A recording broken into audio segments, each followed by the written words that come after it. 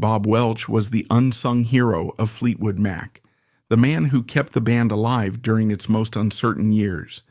His smooth vocals, jazz-influenced guitar, and songwriting helped transition Fleetwood Mac from a blues band to the mainstream rock giants they would become. But despite his crucial role, he was left out of their Rock and Roll Hall of Fame induction, a decision that devastated him. Join us as we uncover the story of Bob Welch, his rise, his struggles, and the heartbreaking tragedy that ended his life too soon. Bob Welch was born Robert Lawrence Welch Jr. on August 31, 1945 in Los Angeles, California, a city synonymous with entertainment and artistic ambition. From the very beginning, his life was surrounded by creativity. His father, Robert L. Welch, was a well-established Hollywood screenwriter and producer, working with major studios like Paramount Pictures. His mother, Templeton Fox, was an actress known for her work in both film and radio. The Welch household was filled with the presence of writers, actors, and musicians, people who made their living by telling stories, whether through film, stage, or song. It was an environment that encouraged artistic expression, but it also came with expectations. As the son of a successful Hollywood figure, Welch was naturally exposed to the world of film and television from an early age. He had access to industry insiders, movie sets, and premieres, experiences that many aspiring artists could only dream of. However, rather than following in his parents' footsteps, Bob found himself drawn to a different form of storytelling, music. While other children of Hollywood royalty might have been encouraged to become actors or filmmakers, Welch's interests lay in melody, rhythm, and the emotions that could be conveyed through a song. His parents, while supportive of his artistic inclinations, initially expected him to pursue a more conventional career, perhaps something within the film industry, where his father's influence could have given him an advantage. They likely saw his passion for music as a youthful hobby rather than a viable profession. But for Welch, music was not just a fleeting interest. It was an obsession. During his early years, Welch developed a deep love for jazz, largely influenced by the records his parents played at home. He was particularly fascinated by the work of jazz legends like Charlie Parker and Thelonious Monk. Their improvisational styles and unconventional melodies resonated with him, igniting his desire to explore music beyond the standard radio hits of the time. While most teenagers in the 1950s were listening to traditional pop and early rock and roll, Welch was immersing himself in the complexity of jazz, a genre that required both technical skill and emotional depth. However, as he entered his teenage years, rock and roll began to take hold of American youth culture, and Welch was no exception. He became captivated by the raw energy of artists like the Beatles, the Rolling Stones, and the Kinks, whose guitar-driven sounds were revolutionizing the music industry. The British invasion of the early 1960s introduced Welch to a whole new world of possibilities. It was during this time that he decided he wanted to be more than just a listener. He wanted to create music himself. In high school, Welch began teaching himself how to play the guitar. While many of his classmates were focused on sports, academics, or preparing for college, he spent countless hours practicing, developing his technique, and experimenting with different styles. Unlike many young musicians who simply mimicked their favorite rock stars, Welch drew from his early jazz influences, blending blues, rock, and improvisational techniques into his playing. His approach was not just about power chords and catchy riffs. It was about mood, texture, and atmosphere. Despite his growing passion for music, Welch initially followed a more traditional path after high school. He enrolled at UCLA, where he briefly studied French. This decision may have been influenced by his parents, who likely hoped he would pursue a stable career rather than the unpredictable world of music. However, his time at university was short-lived. The pull of music was too strong, and Welch soon realized that he could not see himself doing anything else. He made the bold decision to drop out and dedicate himself fully to his craft. Throughout the mid-1960s, Welch played in various local bands, exploring different musical genres and refining his skills as both a guitarist and songwriter.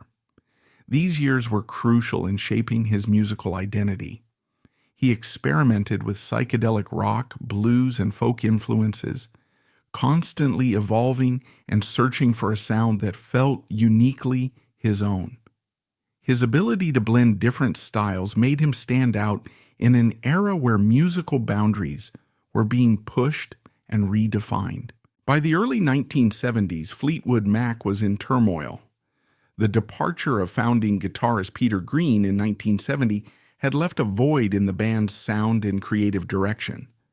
Subsequent lineup changes, including the loss of Jeremy Spencer in 1971 and Danny Kirwan in 1972, only added to the instability. Fleetwood Mac needed a fresh start, and they found it in Bob Welch. Bob Welch was invited to join Fleetwood Mac in 1971, a crucial moment in both his career and the band's evolution. Mick Fleetwood discovered Bob through a mutual contact and was drawn to his unique musical influences, particularly his background in jazz and blues, which differed from the band's traditional British blues roots. At the time, Bob was living in Paris, playing music, but struggling to find a breakthrough. Accepting Fleetwood Mac's offer meant not only a career-defining opportunity, but also a shift from his European lifestyle back into the heart of the music industry. Bob Welch's impact on Fleetwood Mac was immediate and significant. He contributed to several key albums that laid the groundwork for the band's future success. Future Games, 1971. His first album with the band introduced a softer, more atmospheric rock style, with the title track showcasing his ability to blend poetic lyrics with dreamy, melodic guitar work.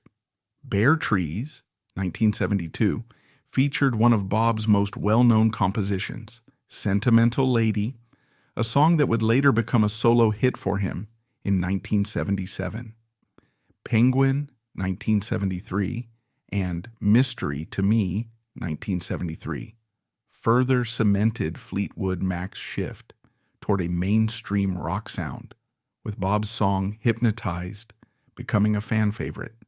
His final album with the band, Heroes Are Hard to Find, 1974, saw him taking on an even larger role as the sole guitarist.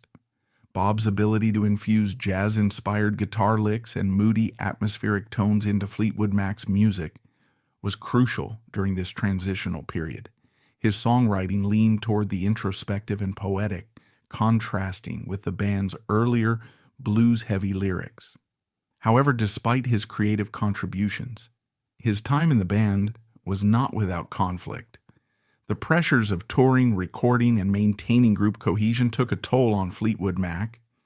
One of the most infamous incidents occurred in 1972 when Bob Welch and guitarist Danny Kirwan had a backstage altercation before a concert. Kirwan, known for his intense perfectionism, was dissatisfied with how the band sounded during rehearsal. The tension escalated, leading to a physical fight.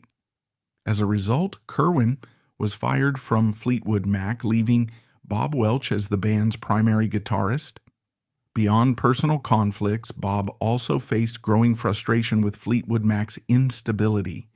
The band had gone through multiple lineup changes, and despite moderate success, they were still far from the superstardom they would achieve later. Bob began to feel the weight of keeping the band afloat, especially as Fleetwood Mac struggled with management issues, financial difficulties, and relentless touring. The stress took a toll on him, and his drinking began to escalate as a way to cope. Fleetwood Mac's internal struggles only grew more complicated as the band moved through the early 1970s. Even as they found musical success with Bob Welch's contributions, behind the scenes, personal relationships were fraying and tensions were escalating. One of the most disruptive incidents came in 1973 when Bob Weston, the band's guitarist at the time, had an affair with Jenny Boyd, Mick Fleetwood's wife. The revelation of this betrayal sent shockwaves through the band.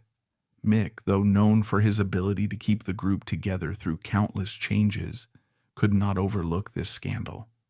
Weston was fired, leaving Fleetwood Mac in yet another state of instability. For Bob Welch, it was another reminder of how chaotic life in the band had become. Just as they were reeling from internal scandals, another crisis emerged that threatened to dismantle Fleetwood Mac entirely. Their former manager, Clifford Davis, who had been with them since the Peter Green era, claimed ownership of the band's name. In an unprecedented and bizarre move, he put together an entirely new group of musicians, sending them on tour under the Fleetwood Mac name, without a single original member present. Bob Welch and the rest of the real Fleetwood Mac were left stunned. Not only were they unable to perform under their own name, but their financial resources were drained. At one point, when the band arrived in the U.S. to fight Davis in court, they reportedly had just $700 to their name. Bob had always been deeply invested in Fleetwood Mac's survival, but by this point, he was exhausted.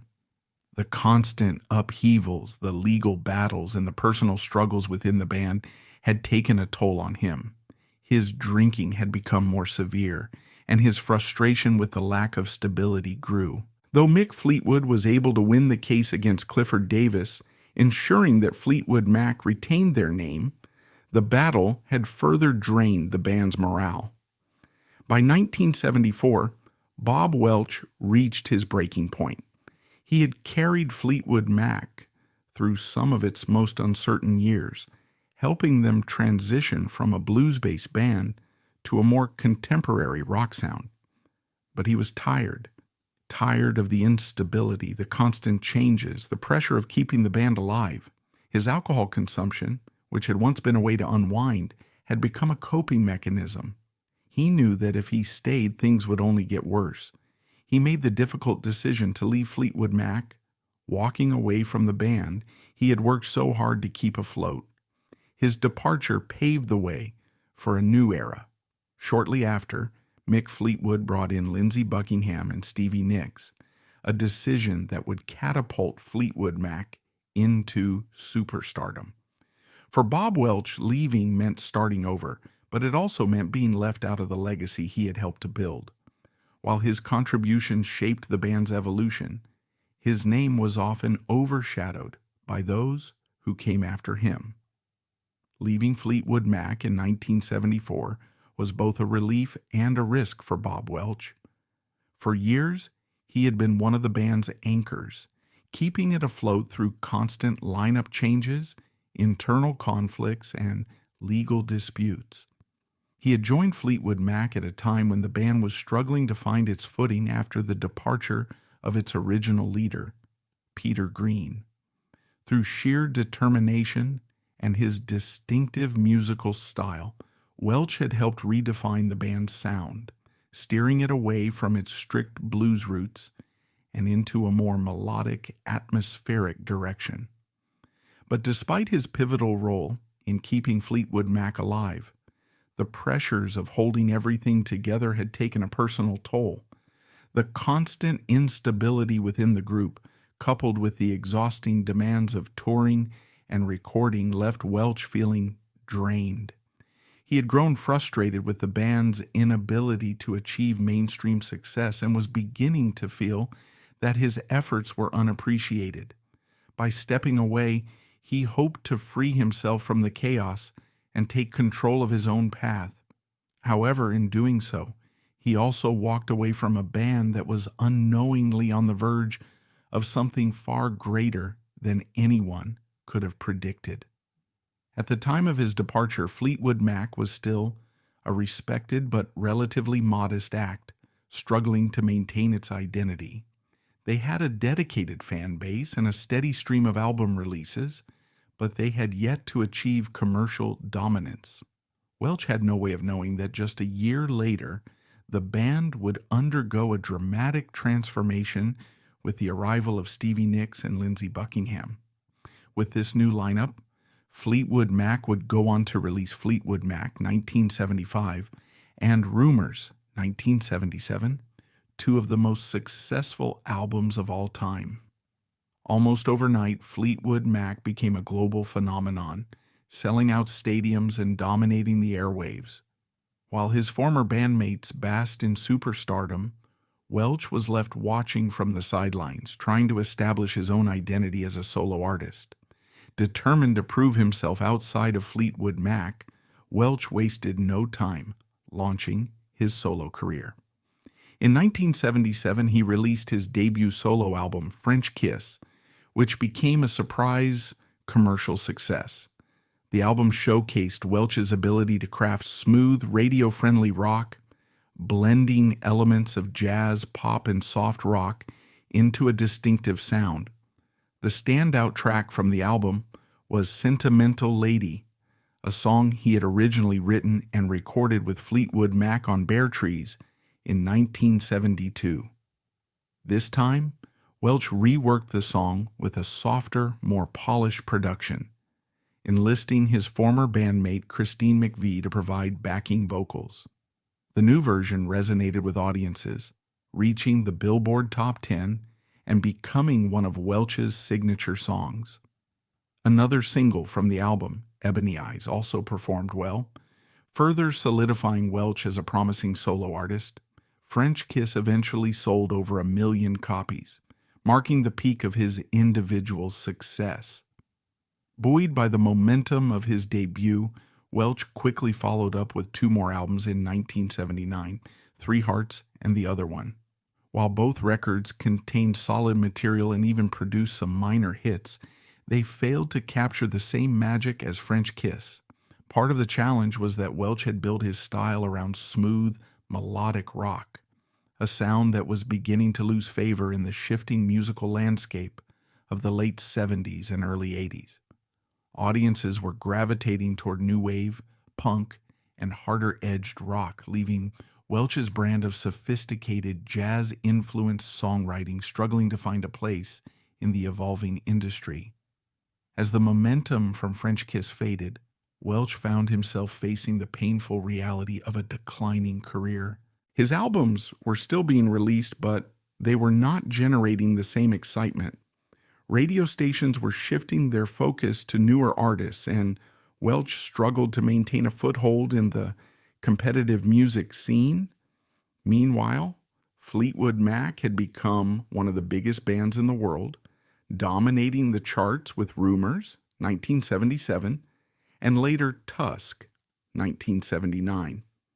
Seeing his former bandmates achieve such unprecedented fame while his own career lost traction was a bitter pill to swallow.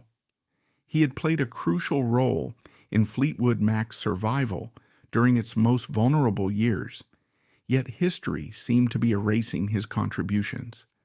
This feeling of being left behind was compounded in 1998, when Fleetwood Mac was inducted into the Rock and Roll Hall of Fame without him.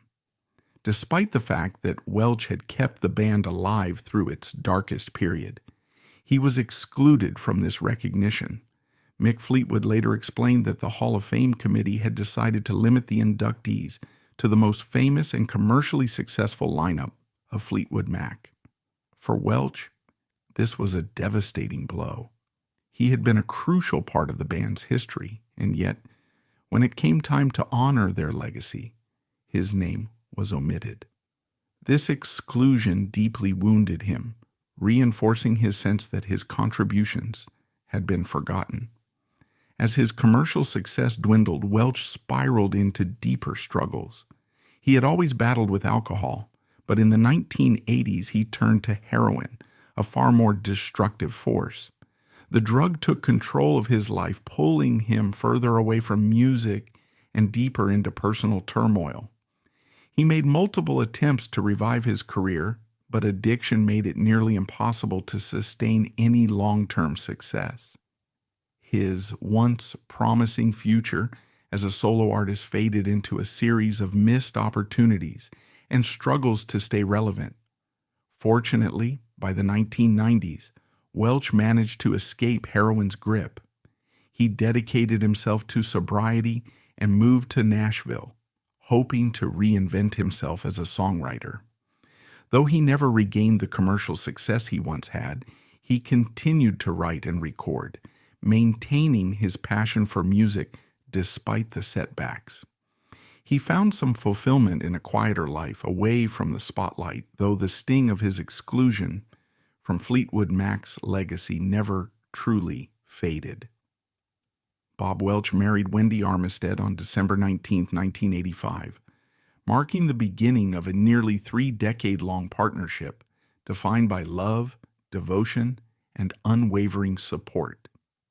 In an industry where relationships often crumble under the weight of fame, temptation, and the relentless demands of a music career, Bob and Wendy managed to create a life that was uniquely their own, one that was private, deeply connected, and free from the chaos that had often surrounded Welch in his earlier years.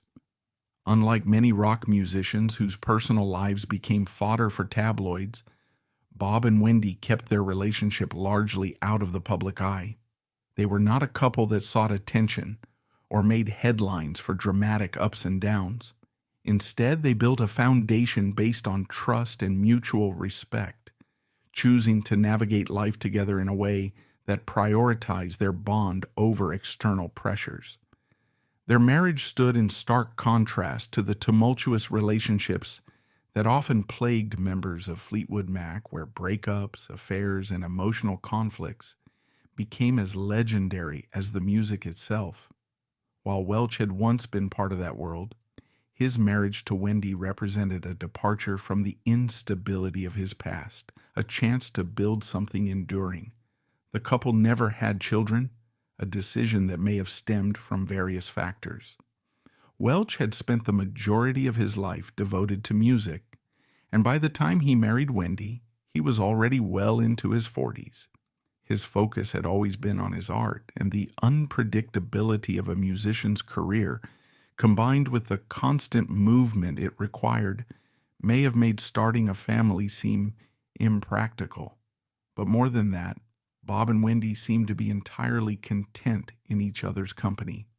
They formed a close-knit unit where their love for one another was enough to sustain them. For Welch, Wendy was far more than just a life partner. She was his anchor, his protector, and his most trusted confidant. She stood by him through every triumph and every setback, from the success of French Kiss to the painful decline of his career. When he struggled with addiction, Wendy was there, offering the unwavering support that many others had failed to provide. When he walked away from the mainstream music industry and relocated to Nashville in an effort to reinvent himself as a songwriter, Wendy remained steadfast in her belief in his talent. She was not simply a bystander in his life. She was an active force in helping him navigate the challenges that came with being an artist. As the years went on, Wendy's role in Welch's life became even more significant. When he began experiencing severe spinal issues, requiring surgery to alleviate the pain, she took on the role of caretaker, ensuring that he had everything he needed during his recovery. However, the surgery did not bring the relief they had hoped for. Instead, Welch was left in a state of chronic pain, with doctors warning that he would likely never fully regain his mobility. It was a devastating blow for a man who had spent his life as a musician, someone whose livelihood and personal sense of identity had been deeply intertwined with his ability to perform. As Welch's condition worsened, so did his emotional state. He became increasingly anxious about the toll his illness was taking, not just on himself, but on Wendy. He had witnessed firsthand the burden that long-term illness could place on a caregiver, having watched his own mother dedicate years of her life to taking care of his ailing father. The thought of Wendy enduring the same hardships weighed heavily on him. Welch had always been independent, a man who had forged his own path, and the idea of becoming a source of strain for the person he loved most was unbearable. By the late 1990s and early 2000s, Bob Welch had largely stepped away from the spotlight. Though he never regained the commercial success he had once enjoyed, he continued to pursue his passion for music in a quieter, more private manner. He had overcome his heroin addiction and settled into a more stable life in Nashville, focusing on songwriting and occasionally recording new material. But despite his resilience, the years of struggles, both professional and personal, had left their mark. He had spent decades trying to reclaim his place in the music industry, only to watch his legacy fade while Fleetwood Mac's legend continued to grow without him. In addition to his emotional struggles, Welch's health began to decline. In the years leading up to his death, he suffered from severe spinal issues that required surgery. In 2012, he underwent an operation in the hopes of alleviating his pain, but the procedure was unsuccessful. Instead of improving, his condition worsened, leaving him in chronic pain with little hope of recovery. The physical toll was devastating, and doctors informed him that his mobility would likely never fully return. For Welch, the prospect of spending the rest of his life in pain was unbearable. But more than that, he feared becoming a burden on his wife, Wendy, the woman who had stood by his side through every hardship. Having watched his own mother care for his ailing father for years, he knew how difficult and emotionally exhausting that role could be. He could not bring himself to put Wendy through the same ordeal. On June 7, 2012, at the age of 65, Bob Welch took his own life in his home in Nashville. He left behind a note for Wendy explaining his decision. It was an ending that shocked and saddened those who had known him. But for Welch, it was the only way he saw to regain control over his fate. Following the news of his death, tributes poured in from former bandmates and musicians who had been inspired by his work. Mick Fleetwood, the man who had once invited Welch into Fleetwood Mac and fought alongside him to keep the band alive, called him a huge part of our history and expressed deep sorrow over his passing. Stevie Nicks, who had never played alongside Welch but understood his role in Fleetwood Mac's evolution, described him as a sweet soul with an undeniable musical gift. Though history may not have given him the recognition he deserved, those who knew and admired his work never forgot his contributions. Bob Welch had kept Fleetwood Mac alive when it was on the verge of collapse, and he had left behind a body of work that, while often overshadowed, remained an important chapter in rock history.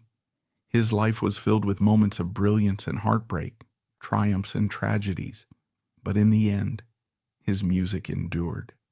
And for an artist like Bob Welch, that was the one thing that truly mattered. Bob Welch's contributions to music may not always be as widely recognized as those of his former Fleetwood Mac bandmates, but his influence is undeniable. As a songwriter, guitarist, and vocalist, he played a crucial role in shaping the band's sound during a period of transition, helping to lay the groundwork for the global success that followed. His work in the early 1970s gave Fleetwood Mac a new musical direction, moving them away from their blues roots and into a more melodic, atmospheric rock style that would later become their signature. Without his contributions, the band's evolution into one of the most iconic rock groups of all time might never have happened. Welch's influence is most evident in the albums he recorded with Fleetwood Mac between 1971 and 1974, including Future Games, Bare Trees, Penguin, Mystery to Me, and Heroes, are hard to find. His songwriting and vocal style introduced a more introspective, dreamy quality to Fleetwood Mac's music, a stark contrast to the raw blues energy of their early years. Songs like Sentimental Lady and Hypnotize showcased his ability to craft sophisticated, emotionally resonant melodies that stood out in the band's catalog. While Fleetwood Mac would later achieve superstardom with Rumors and Tusk, many of the sonic elements Welch introduced, smooth, jazz-influenced guitar work, poetic lyrics, and atmospheric production, remained integral to the band's identity. Beyond his work with Fleetwood Mac, Welch also left a mark on rock history through his solo career. His 1977 album, French Kiss, was a commercial success, proving that he could thrive as an independent artist. The re-recorded version of Sentimental Lady, featuring Christine McVie on backing vocals, became a major hit and remains his most enduring solo work. Songs like Ebony Eyes further demonstrated his ability to craft radio-friendly rock that blended sophistication with accessibility. Even though his later albums did not reach the same level of success, French Kiss remains a classic of 1970s rock and a testament to Welch's talent as a songwriter and performer. Welch's musical legacy extends beyond his own recordings. His influence can be heard in the work of later Fleetwood Mac members, particularly in the way the band transitioned from blues to mainstream rock. Artists in the soft rock and yacht rock genres have also drawn inspiration from his smooth, melodic approach to songwriting. While he may not have been inducted into the Rock and Roll Hall of Fame alongside Fleetwood Mac, a decision that deeply hurt him, his contributions remain an essential part of the band's history. More than anything, Welch's legacy is one of perseverance and artistic integrity. He was a musician who dedicated his life to his craft, navigating the highs and lows of the industry with a deep commitment to his music. Even in his final years, despite the struggles he faced, he never stopped writing, playing, and creating. Though his life ended in tragedy, his music lives on, influencing new generations of listeners and ensuring that his name is never truly forgotten. In the grand story of Fleetwood Mac and rock history as a whole, Bob Welch remains an unsung hero, a vital link between the band's early struggles and their later triumphs, a gifted songwriter who left behind a body of work that continues to resonate.